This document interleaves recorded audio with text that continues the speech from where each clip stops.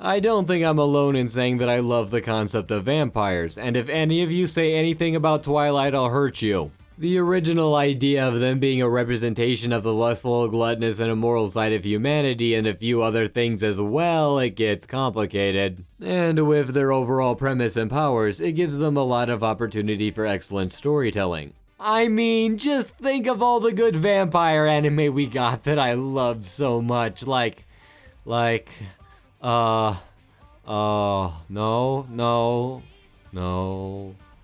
Oh dear. Yeah, well, in my viewing history of watching anime, I may not have completed a good vampire anime. Well, until now. While I wouldn't call the Seraph of the End perfect, since to be honest, there are some problems and not everything is done to its full potential. However, the anime still has some great characters, a well-written story, and all with a beautifully crafted world.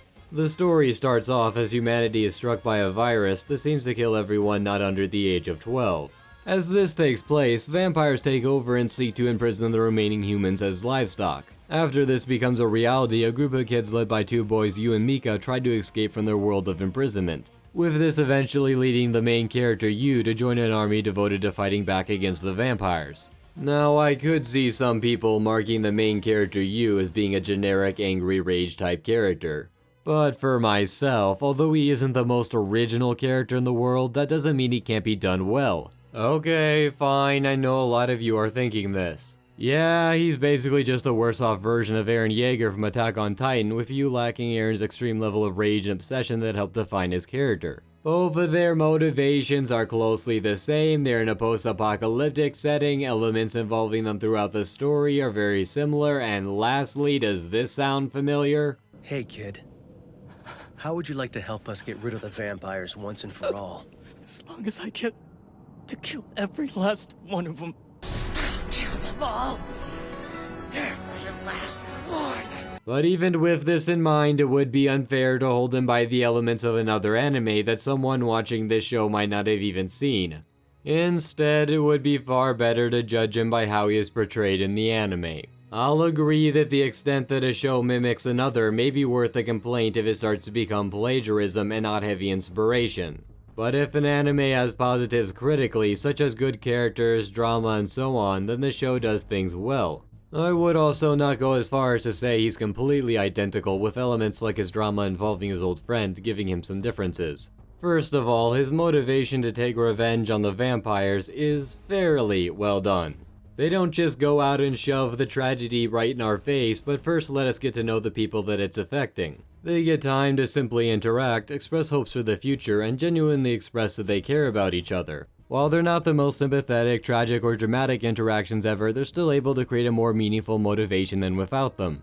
Thankfully, the anime also goes back and expands on these events and shows how they years later still affect you, which does help to make them a bit more meaningful and sympathetic. In addition, he has some scenes that are able to distinguish him a bit more and make his type of character a touch more unique. For example, he makes a snarky remark about how he wants to get kicked out of school, or how he has a bored expression when he's getting threatened by some bullies, as he then sarcastically tells them about how much he loves how simple and stupid they are. Other things like him wanting to save a little girl even though that would disobey orders help to give him a very likable sense of stubbornness to his personality. Yeah, there's other characters that I could point to that had a more tragic or sympathetic backstory and a stronger personality for this type of character, but Yu still has enough good elements to him that he's still a positive to the show. Moving on, one of the better characters is Yu's childhood friend Mika, who I'll admit is really well done. The more peculiar thing is that he's one of the few characters out there where the anime was able to take advantage of the less is more idea,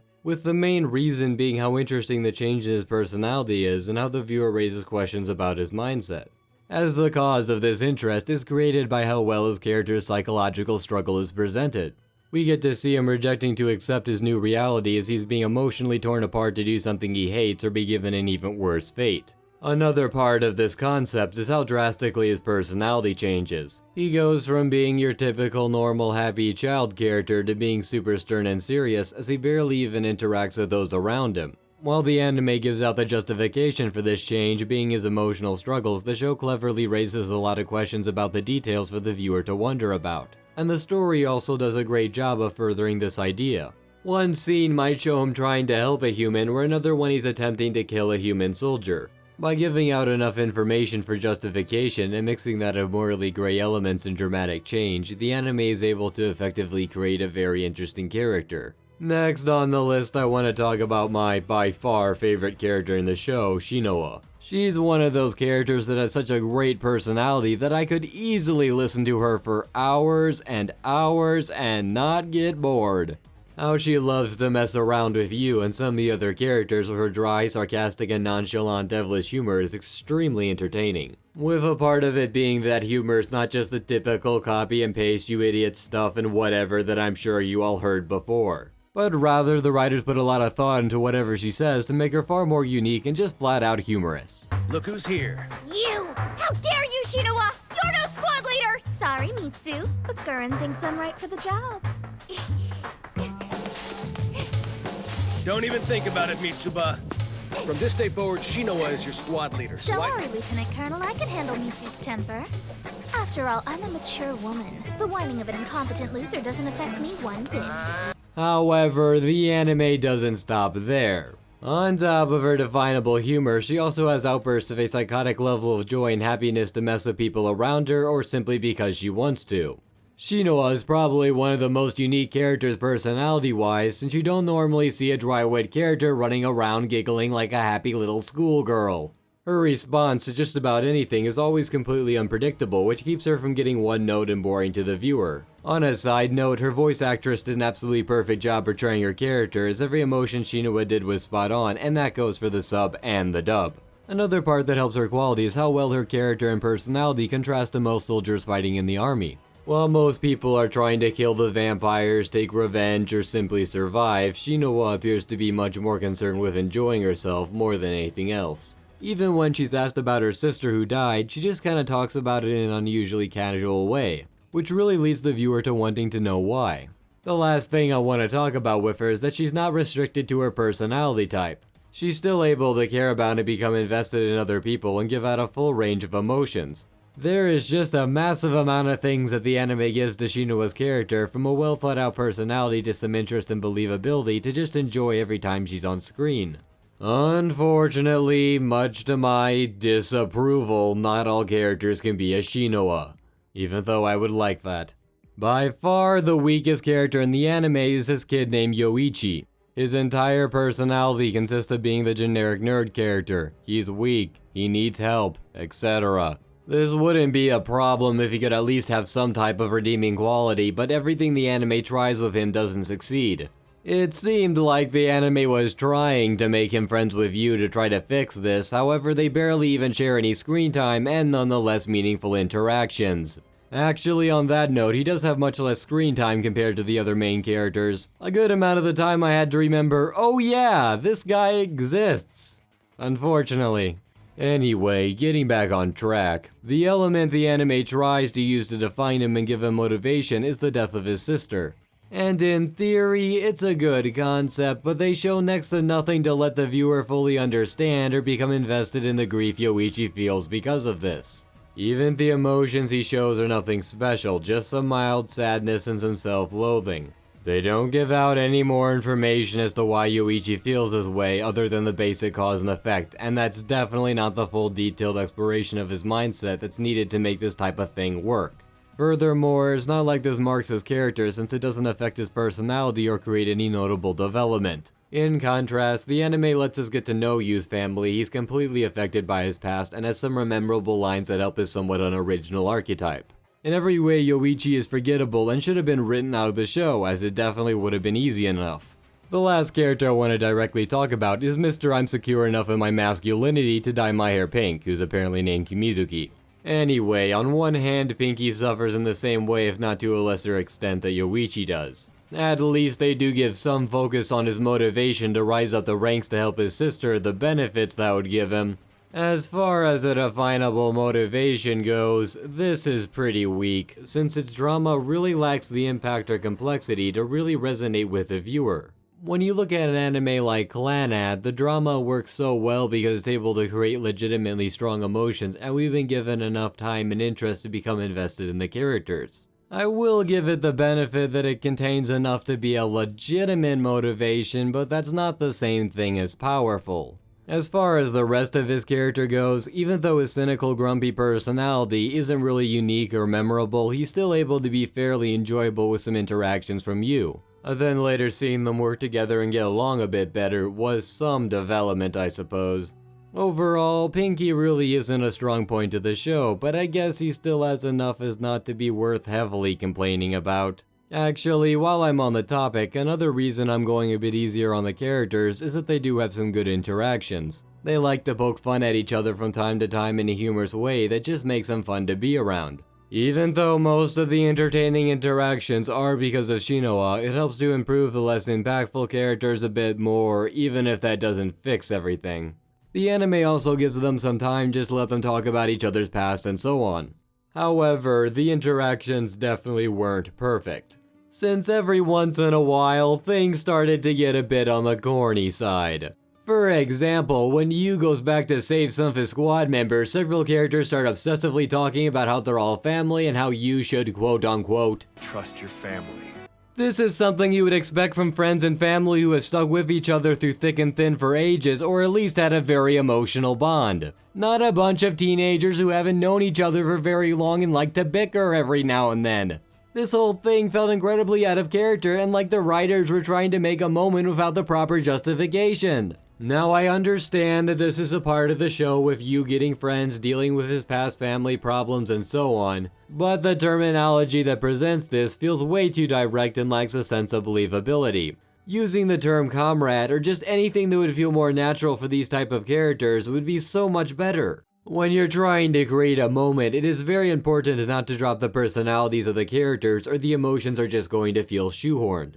Now this isn't a killer problem because there are some much more justifiable emotional moments also, but hey, problems are problems. Well, I guess it's time to stop obsessively talking about the characters and look at the story. There's a lot of good aspects to it, such as being able to create cliffhangers, tension with the danger presented with the vampires, the characters' growth, them all learning to work together, and lastly, some fair drama, with the exception being the previously mentioned point. But other than that, the one part of the story in particular that was really great and easily the best part of the show was the final few episodes, as they were able to take advantage of strong emotions to make the episodes a lot more engaging. Now, it's a little hard to talk about this without spoiling anything, but I'll do my best. The main reason the emotions are really well done is that we fully understand why this is impactful to the characters. For Yu, they use the story to challenge him by using his current goal he's trying to accomplish go against the reason he is fighting. Let's just say that if the second season is able to create elements that are on par with the last few episodes, I will be a very happy guy. Now, I'll be honest, while I do have problems with, well, pretty much every other part of the anime in some way, the one thing the show really nailed is the world. There's just so many things about it that makes it feel realistic and interesting. First off, the vampires aren't Captain Contrived, since the anime sets them up as needing blood not only for their powers, but also to stay alive. The situation is presented much like the way most people see cows or other animals, with the vampires pretty much herding the humans together to harvest blood.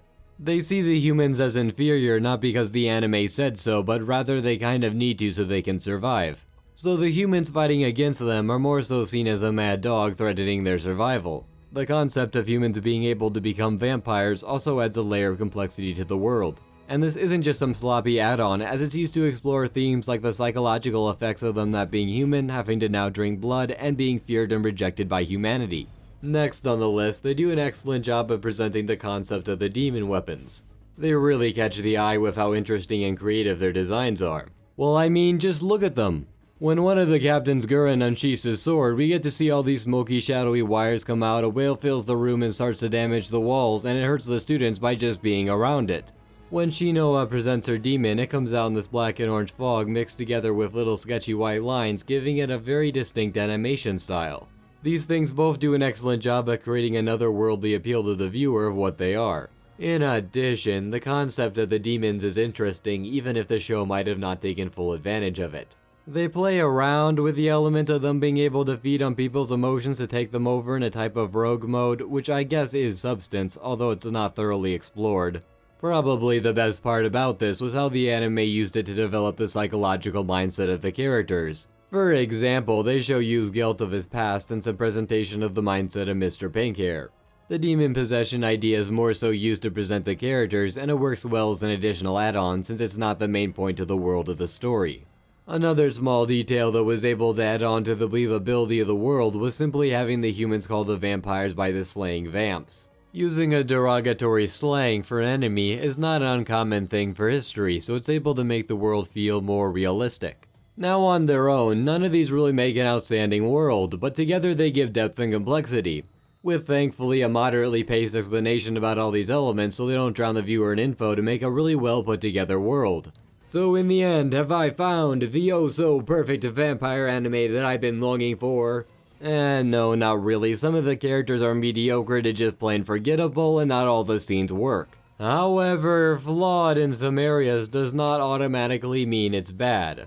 Mika's backstory and presentation is very sympathetic and interesting, with a great payoff at the end. Yu has the fundamentals to be a good enough character. The world sets up the stage nicely and the plot works well for the most part. And do I even need to mention the portrayal of Shinoa again? Because I'll do it. So if you're looking for a good vampire anime and don't need everything to be perfect, this is a good choice. Hey you ready for the glory event slate in all its gloriousness? You notice how I didn't say what was glorious about it? There might be a reason for that. Anyway, once again, I'm gonna do this fast because there's food literally right in front of me. It's like noodles, and then there's... I don't know why I have the food here, and I'm recording this too. I thought, hey, just get this over. What do you care? You don't care. This is probably like really mean and distracting for anyone who hasn't eaten because there's like delicious noodles and delicious steak right in front of me. Oh, this is good. Anyway, instead of being a sadist, how would you like some videos? There's the Eden of Grisaya and the K Project, both anime reviews, or there's my hummingbird or the Twitter. I got something important to do. Bye. It's just good. It's hot. Maybe instead of doing music, it'll just be like 15 seconds of me eating. Like, I'll go, nom, nom, nom. This is professional quality.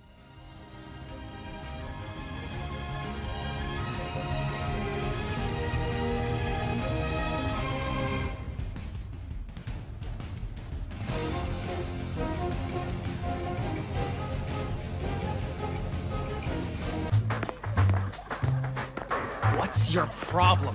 Can't you find someone else to annoy? Now is that any way to talk to a lady? Got to deal with it. I ain't telling